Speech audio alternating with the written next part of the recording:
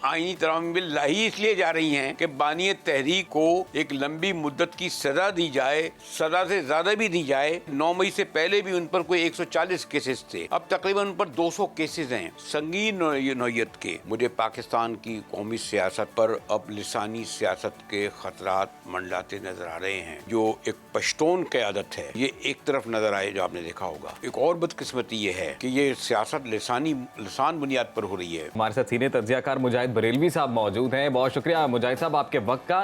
Sir ये कहिएगा कि आईनी तरमीम के मामले पर सुप्रीम कोर्ट बार और पाकिस्तान बार काउंसिल ने मुश्तरका एलामिया जारी किया है। वकला बरादरी का ये एलामिया जो है हुकूमत के लिए कितना हौसला अफजा हो सकता है? एक तो आईनी तरामीम मुजव्विज़ा आईनी तरामीम बिल अभी तक एक मुहिम्मा है। पहले ये समझा जा रहा था कि शायद सिर्फ जजेस की मुद्दत मुलाजमत के हवाले से है, जजेस के बारे में है। फिर गुफ्तगू ये हुई कि आगे बढ़ी तो पता चला कि ये कोई 52 या 21 या 22 नुकात हैं। अव्वल तो अभी तक यही सामने नहीं आया कि मुजव्विज़ा आईनी तरामीम बिल है क्या। जी, किसी ने बताया आपको? नहीं कि इसमें ये क्या चाहते हैं? कोई वो आमतौर पे जो असम्बलियों में बिल लाए जाते हैं वो एक तहरीरी शक्ल में होते हैं, उसका एक तरीक़ार आइन ने तय किया हुआ है। पहले वो एक कमेटी में जाते हैं, अगर कायमा कमेटी होती है, फिर वो असम्बली में पेश किए जाते हैं, फिर वहाँ से अप्रूव होकर सेनेट में जाते हैं, उसकी भी कायमा कमेटी में जाते हैं, फिर वहाँ से होते हुए वो पास होते हैं। फिर जब दोनों असम्बलियों कौमी असम्बली और सेनेट से पास होते हैं तो फिर सदर के पास होते हैं।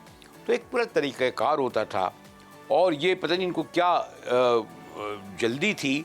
और अभी मैंने कुछ दिन पहले जब बल्कि परसों ही मैं चौधरी एतरासन को गुफ्तगू कर रहा था, और आपको पता है वो एक अथॉरिटी हैं जी। वो कहने लगे ये किस अफलातून ने इन्हें मशवरा दिया कि ये आईनी तरामीम बिल लाओ। तो खैर मैंने चौधरी साहब से पूछा, मेरे बहुत मेहरबान हैं, कि अफलातून कौन था। अब खैर मैं ये नहीं बताऊँगा कि उन्होंने अफलातून किसका जिक्र किया था। तो पहले तो ये कि अभी तक हमें यही नहीं पता कि ये आईनी तरामीम बिल है कहाँ। अब वो सोशल मीडिया पे चल गया, यानी इवन जो है जो पार्टी के सरबराह ने, चाहे वो नवाज शरीफ हों, शहबाज शरीफ हों, बिलावल हों, मौलाना फजल रहमान हों, वो सब ये कह रहे हैं जी हमें यही नहीं पता कि आईनी तरामीम बिल है। आज कुछ खुला, बल्कि खुल रहा है, बल्कि एक ब्रेकिंग न्यूज़ मेरे नज़दीक है, यानी अभी मैं पढ़ रहा था कि जी आईनी तरामीम बिल असल में पीपल्स पार्टी का दिया हुआ था, और जिसमें कहा गया था कि हम जो बहुत, अब मुझे लगा इसमें जो बहुत ही इम्पोर्टेंट बात थी, मैं तो एक तालिब इल्म हूँ सहाफ़त का और जुडिशरी का, कि ये एक आईनी अदालत हैं और ये सुप्रीम कोर्ट से अब होगी। बिल्कुल ठीक है मुजाहिद साहब। वफाकी वज़ीर इत्तलाआत अता तारड़ कहते हैं कि आईनी तरमीम का नया मुसवदा तैयार किया जा रहा है, इस पर बातचीत भी की जा रही है। क्या लगता है आपको कि हुकूमत इस पर इत्तफाक राय कर सकेगी? एक तो आपको याद होगा कि इतवार को क्या भगदड़ थी, एक तो छुट्टी का दिन। नॉर्मली आमतौर पर आपको ये पता है ना कि पाकिस्तान के कौमी असम्बली के अरकान की अक्सरियत इस्लामाबाद से बाहर की है। इस्लामाबाद को 4 MNA हैं जी।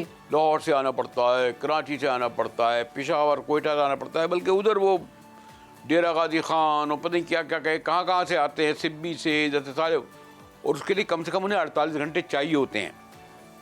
उस दिन बल्कि मैंने कहीं पढ़ा कि नफीसा शाह कहने लगी कि मेरे वालिद जो हमारे बड़े काबिल एहतराम कायम अली शाह साहब हैं, उनकी सालगिरह, उन्होंने कहा नहीं आप मत जाइएगा, सालगिरह के दिन भी रोका गया। तो नॉर्मली जुमे को के बाद हफ्ते इतवार को इजलास नहीं होते थे, इतवार को इजलास रखा गया। और आपने देखा होगा कि जो मैराथन हुई है सुबह से, पहले कहा गया सेनेट का इजलास कौमी असम्बली का 3 बजे होगा, सेनेट का 4 बजे होगा, फिर 7 बजे होगा, फिर 9 बजे होगा, फिर 12 बजे होगा। भाई व्यक्ति क्या है, क्या क्या क्या क्या बताना चाह रहे थे। और ये किस सॉरी से मैं लफ्ज़ इस्तेमाल नहीं करता, एमा कोई जन्नत में रहते हैं या लोगों को समझते हैं? भाई पता ही नहीं है क्या है। और आप आखिर में रात को 12 बजे कहते हैं कि जी हम सेनेट और कौमी असम्बली का इजलास गैर मुअय्यना मुद्दत के लिए मुलतवी करते हैं, और आप खुद कहते हैं कि इस बिल को पास करने के लिए कौमी असम्बली की हमें 2/3 अक्सरियत चाहिए, गालिबन 224 वोट। तो वो 224 वोट हमें पता चला कि पूरे करने की कोशिश की जा रही थी। कुछ 4 बंदों के बारे में पता चला कि जनाब वो तो कहीं रखे गए सेफ हाउस में, जी। तो ये जो तारड़ साहब फरमा रहे हैं माशाल्लाह बड़े अच्छे तरीके से अपने कह सकते हैं, लेकिन जब स्क्रीन के सामने आया करें और इस तरह की शगुफ्ता बयानी करें तो उनको ये मालूम होना चाहिए कि भले पाकिस्तानी कौम कितनी बेखबर हो, लेकिन कुछ लोग ये हक रखते हैं कि जो आप फरमा रहे हैं उसके बारे में सवाल भी करें कि भाई वो आइनी मुजव्विज़ा आइनी तरामी बिल के निकात हैं क्या, उस पर उसके बाद ही गुफ्तगू होगी। जो आप बल्कि आप तो बिल ला रहे थे ना 3 बजे कौमी असम्बली में और फिर सेनेट में, वो तक आपने पेश नहीं किया कायमा कमेटी में जो मामूल होता है। जी मुजाहिद साहब, तहरीक इंसाफ के रहनुमा अली मोहम्मद खान ने अब इस आइनी तरमीम को उन्होंने इसकी मशरूत हिमायत की पेशकश की और वो ये कहते हैं जी कि अगर हुकूमत PTI की हिमायत लेना चाहती है तो पहले बानी PTI को रिहा करे। अली मोहम्मद खान की ऑफर हुकूमत के लिए कितनी काबिल अमल है? इंटरव्यू में अली मोहम्मद खान ने कहा, बेचारा पुअर अली मोहम्मद खान को पता है, यानी उसने बड़ा मासूमाना जवाब सवाल उठा दिया। यानी जो तमाम आइनी तरामीम बिल लाई इसलिए जा रही हैं कि बानी तहरीक को एक लंबी मुद्दत की सज़ा दी जाए, सज़ा से ज़्यादा भी दी जाए।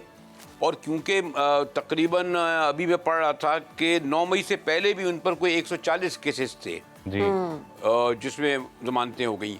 अब तकरीबन उन पर 200 केसेस हैं संगीन नौयत के, और उनमें बाद में उनको पता नहीं कितने कितने मुद्दत की सज़ाएं भी दी जा चुकी हैं। तो ये जो बेचारों का उनका जो मासूमाना सवाल था, हमारे मासूमाना नहीं था, बड़ी गहरी बात की, ऐसी ही जैसे अख्तर महल के जाते जाते कह गए कि हमारे पास तो 2 वोट हैं, ऐसा करें कि 2 लापता या गुमशुदा अफराद को रिहा कर दें। अब खैर वो 2000 लापता और गुमशुदा अफराद नहीं हैं। अब बताएं मासूम तारड़ ये 2000 लोगों को कहाँ से रिहा करेंगे जो उनके 2 वोट के लिए एक एक वोट के लिए भीख मांग रहे थे। और मौलाना फजल रहमान के घर तो इतने घर गए, सुबह से शाम तक पीपल्स पार्टी की क़यादत और नून लीग की क़यादत, मेरे ख्याल इतनी तो उन्होंने करीब मस्जिद की शायद उन्होंने नहीं गए हों, जो फ़र्ज़ जो हैं जो वाजिब होते हैं नमाज के लिए अदा करने के लिए। और कितने वोट थे उनके पास? 8। तो यानी इतनी एक ऐसी गवर्नमेंट इतने मज़ाक़खेज़ तरीके से इस बिल को पास कराने की कोशिश कर रही थी जिसमें वो मुकम्मल तौर पर नाकाम हो गई। और कहा यह जाता है कि जनाब ये वोट के ज़रिए कम अज़ कम 2/3 अक्सरियत के ज़रिए इस आइनी बिल को पास नहीं करा सकते। और अगर ऑर्डिनेंस के ज़रिए लाएंगे सदर आसिफ अली जरदारी तो अपनी बेतौकरी की करेंगे, अपने शहीद जो फैमिली है उसका खून होगा। ये मुजाहिद साहब, आइनी तरमीम के मामले पर मेक और ब्रेक की कोशिशें की जा रही हैं। कल तक सदर और वज़ीर आज़म मौलाना के घर जा रहे थे, अब हम देख रहे हैं कि मौलाना खुद चल कर असद कैसर के घर पहुंच गए। क्या ये मौलाना साहब कोई पैगाम दे रहे हैं हुकूमत को या फिर ये रूटीन की बात है?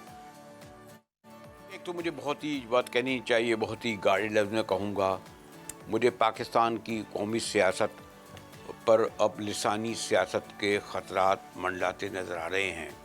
और आप माशाल्लाह दोनों शहरबानों और हमारे अजीम वो भी बड़ी गहरी नज़र रखते हैं।